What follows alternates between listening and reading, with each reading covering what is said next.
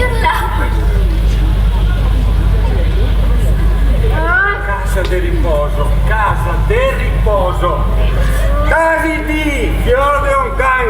Ai ai, quanto male. Ecco, adesso, è calmante dentro fuori. Oh, dai, papà, dai, abbi pazienza. Che te passa? Abbi pazienza, tesoro. Tanta pazienza, tanta pazienza, caro. Casi di fior de un can. Te capisci ti per me. Papà, per favore. E se beccio fuoretto è. Furbo, questo è furbo. Questo ne sentisse tutti. Lo dico io. Non ti permetto di parlare così di mio papà? Io, e che ho parlato di mia mamma, mica della vita. Se ne fosse per un, mi non sarebbe qua. Che te dà la vita? Sì. E un poco a volte ti accava.